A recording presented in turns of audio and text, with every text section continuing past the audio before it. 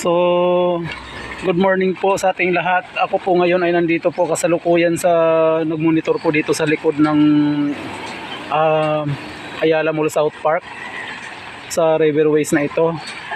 Yung update po natin dito sa tubig ay sobrang taas ho. Bali, simula po sa pinakababa nito hanggang dito sa kinatatayuan ko ngayon, sa pinakataas nitong riprap.